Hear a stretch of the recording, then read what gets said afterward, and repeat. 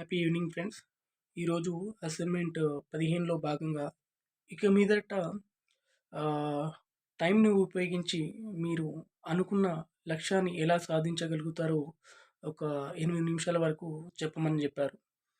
అయితే లక్ష్యం అనేది అంటే అనుకున్న పనులను అనుకున్న సమయకాలంలో ఆహ్, ఆచరణ యోగ్యతగా చేసినప్పుడే మన లక్ష్యం అనేది నెరవేరుతుందని చెప్పేసి నేను చెప్తాను. అయితే ఈ లక్ష్యం సాధించడానికి ముందు ఒక ఆచరణ గావాలి. ఆ ఆచరణ గావాలంటే ముందు అలవాటయ్యి ఉండాలి. కానీ ఈరోజు మన బ్రెయిన్‌లన్నీ గూడా ఎట్లా ఉన్నాయంటే బాగా పదును పదునైన మెదడుతో ఉండాల్సిన మనము ఒక మొద్దుబారిన మెదడుతోటి ఉండి మన బద్ధకస్తులంగా, సోమరితనులుగా, సోమరిపోతులుగా మనం తయారైతా ఉన్నాం. అందుకని జెప్పేసి మనము అంటే ఇంకా ఫస్ట్ నేనే అని జెప్పుకోవాలి.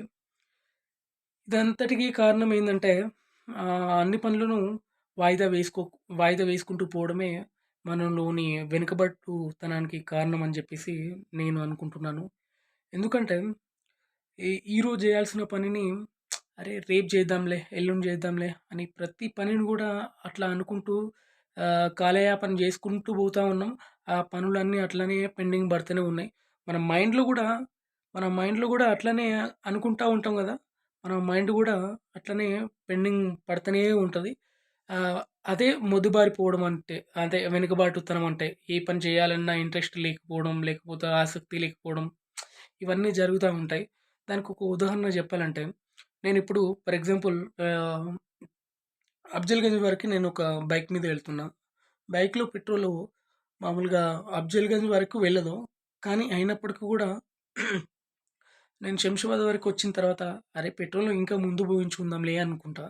తర్వాత ఆ ముందు పోయినంక ఇంకో పంపు దగ్గర పోయించుకుంటాలే అనుకుంటా. తీరా చూస్తే అఫ్జల్‌గంజ్ వెళ్ళకముందే ఆ పెట్రోల్ పంపు లేని ప్లేస్‌లో బండి ఆగిపోతుంది.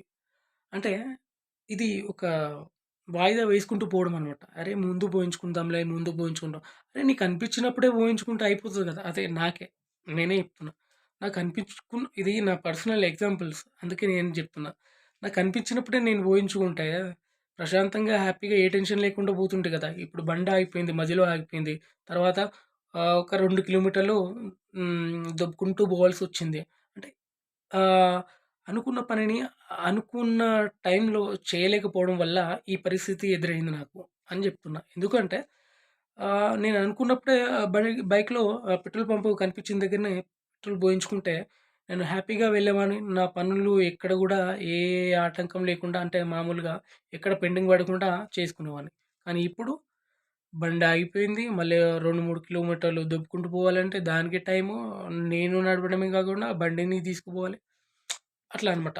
ఇంకొక ఎగ్జాంపుల్ కూడా చెప్పాలంటే నేను కోర్ట్‌కి వెళ్ళేటప్పుడు లంచ్ తీసుకెళ్ళలేదు మధ్యాహ్నం ఒకరోజు. మధ్యాహ్నం లంచ్ తీసుకెళ్ళకపోతే మామూలుగా మళ్ళీ ఇంటికొచ్చే టైంలో 3:00 అనుకుంటా ఆఫ్టర్‌నూన్. ఆ టైంలో ఆహ్, ఆ ముందు తిందాంలే అని చెప్పేసి అనుకుంటా. అట్లా మంచి మంచి హోటల్స్ అన్నీ పోతా ఉంటాయి. కొబ్బరి బొండాలు కనిపిస్తాయి. అరే! ముందు తాగుదాంలే అని చెప్పేసి అనుకుంటా. దాహం వేసినప్పుడు కూడా. అట్లా అట్లా అనుకుంటూ వచ్చేసి మా ఇంటికాడనే వచ్చేసి అన్నం తినడం, వాటర్ తాగడం అయిపోతది. అంటే ఈ గ్యాప్‌లో ఏమైతుందంటే మన శరీరం మెటబాలిజం చేసే పనితీరు తగ్గిపోతుందిక్కడ. అంటే ఈ వాయిదా వేసుకోవడం వల్ల.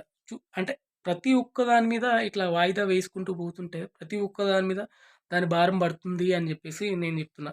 ఎందుకంటే మొన్న సుధీర్ సార్ గారి అదే దీనికోసం చెప్పినప్పుడు విన్నా నేను. అంటే నేను జూమ్‌లోకి నా వీడియో చూపించలేకపోయినా విన్నాను నేను. ఏందంటే అదే సిక్స్త్ క్లాసో, సెవెంత్ క్లాస్‌లో ఒక లెసన్ ఉంటదని జెప్పాడు. అదే కబీర్ దాస్ వాళ్ళు ఏం జెప్తాడంటే ఆయన రేపు చేయాల్సిన పనిని ఈరోజే చేయమని, ఈరోజు చేయాల్సిన పనిని ఇప్పుడే జేయమని ఆయన అన్నాడని జెప్పేసి సార్ జెప్పారు. అయితే నేను ఆ రోజు విని ఇది నా కోసమే చెప్తున్నట్టుగా అనిపించింది. కాబట్టి ఈ టైంలో నేను వీడియో చేయడానికి కారణమయింది. ఎందుకంటే ఆహ్, ఇప్పుడు రేపు చేయాలనుకున్న ఈ వీడియోను కానీ ఇప్పుడే తీద్దామని జెప్పేసి, ఇప్పుడే చేద్దామని జెప్పేసి అనుకున్నా. కాబట్టే చేస్తున్నా. అంటే రేపటి నుంచి ఆహ్, నా యొక్క లైఫ్ స్టైల్ మారిపోవాలని జెప్పేసి నేను ఈ క్షణం నుంచే కోరుకుంటున్నాను. బలంగా కోరుకుంటున్నా. ఎందుకంటే ఇప్పుడు గూడా నేను 5:00, 4:30కి అట్లా లేచి మెడిటేషన్ అట్లా జేసి, వాకింగ్ జేసి ఇవన్నీ చేద్దామనుకుంటా.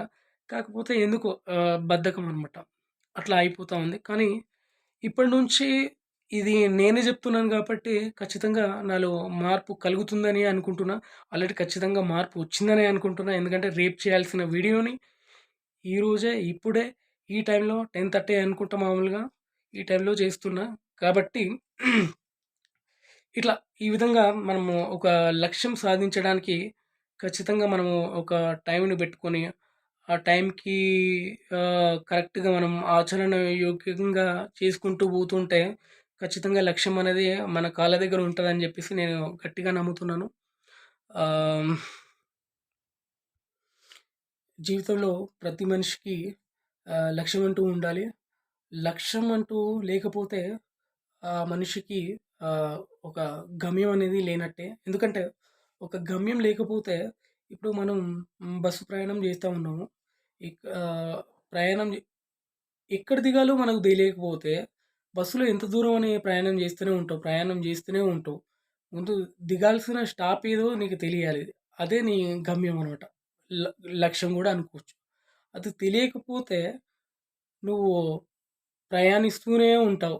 అది నీకు లక్ష్యం లేదు, గమ్ గమ్యం లేని ఆహ్, దారి అని జెప్పేసి నేనంటాను.